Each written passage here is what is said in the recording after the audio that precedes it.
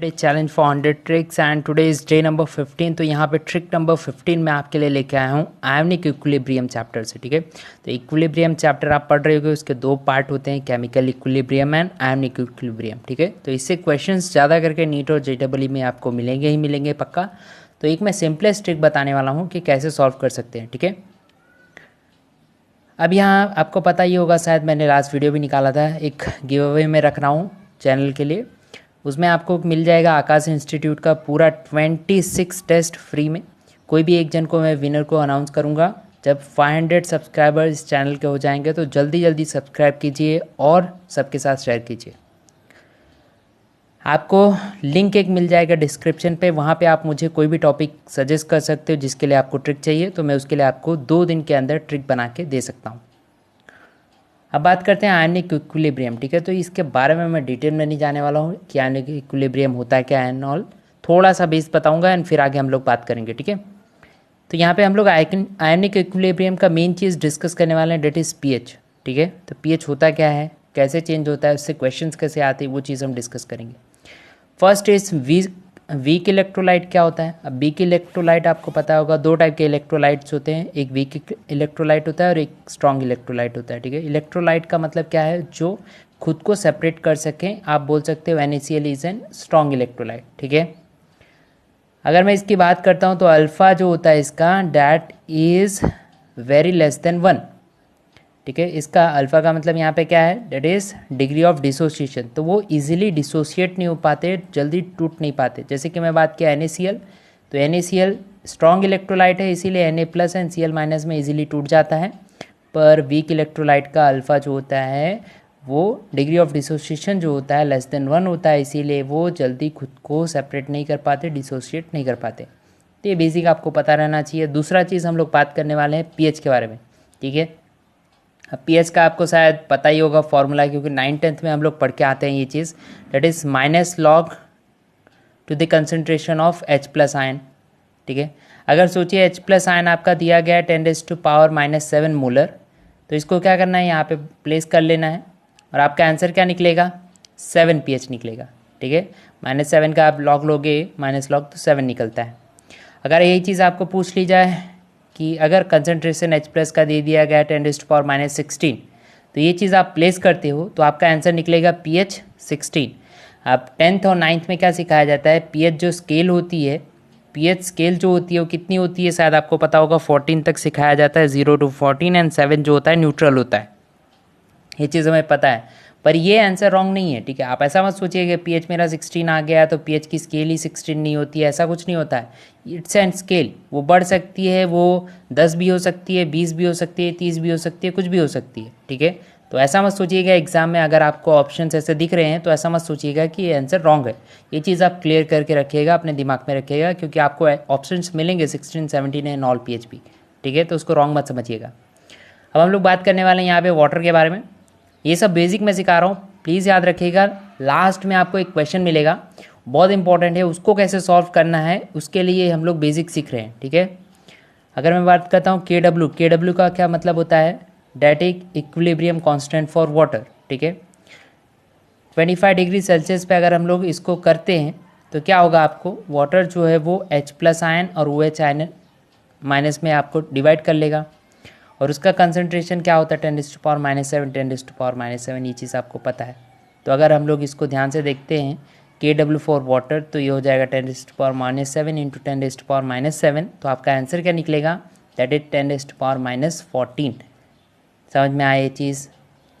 अब यहाँ पे एक जो बेसिक आपको याद रखना है, ये चीज़ मैं क्यों बताया आपको, ये चीज़ याद रखना है कि टेम्परेचर के ऊपर ही पीएच डिपेंड होता है, पीएच का। और ये KW आप याद रखिएगा, KW that is equilibrium constant, जो हम चैप्टर पढ़ रहे हैं इक्विलिब्रियम कांस्टेंट जो होता है वो सिर्फ टेम्परेचर के ऊपर ही डिपेंड करता है। सिर्फ एक ही फैक्टर है, दैट इज़ टेम्परेचर, उसके ऊपर ही डिपेंड करता है। अगर टेम्परेचर चेंज हुआ तो आपका KW चेंज होगा, उसकी वजह से पीएच चेंज होगा। ठीक है, पर और भी कोई फैक्टर नहीं हो सकता, ये चीज़ याद रखिएगा।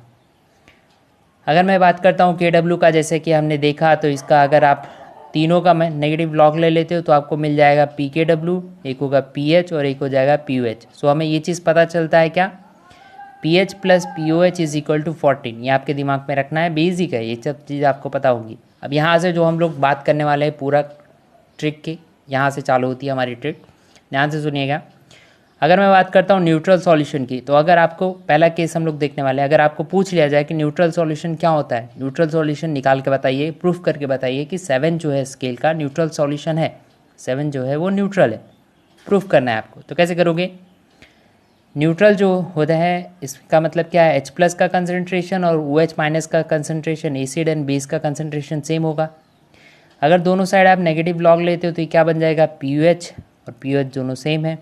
हमने पीछे एक अभी देख के आया, क्या देखा, एक इक्वेशन देखे, यहाँ पे अगर आप pH रखते हो और POH की जगह पे भी क्या रख सकते हो आप pH, क्योंकि वो भी सेम है न्यूट्रल के हिसाब से, तो ये क्या बन जाएगा आपका 2pH, और अगर pH काउंट करोगे तो आपका निकलेगा 7। तो इससे हम प्रूव कर सकते हैं न्यूट्रल का होता है pH 7।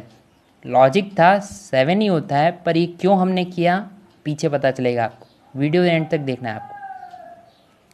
यही चीज़ अगर मैं केस बात करता हूँ बेसिक के लिए, तो बेसिक आपको पता होगा, बेस मतलब होता है OH का concentration greater than H plus का कंसनट्रेशन। इसका मतलब क्या है, pH जो है वो जो स्केल हमने बनाया 7 तक, 7 से ज़्यादा है pH, समझ में आया, तो pH इज़ ग्रेटर देन 7। अब यहाँ पे एक क्वेश्चन, हमने जितना भी सीखा यहाँ पे अप्लाई करना है आपको, ठीक है। नेचर ऑफ द सॉल्यूशन आपको फाइंड करना है, सॉल्यूशन का नेचर क्या है वो फाइंड करना है। उसमें 3 चीज़ आपको बतानी है, एक है एसिड, बेसिक और न्यूट्रल, तीनों का नेचर बताना है कि एसिडिक है कि बेसिक है कि न्यूट्रल है, एंड ऑल सारी चीज़ें।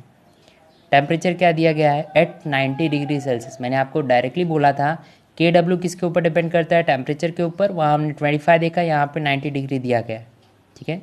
और KW आपको क्या दिया गया है, 10⁻⁻13 फॉर वाटर, ठीक है।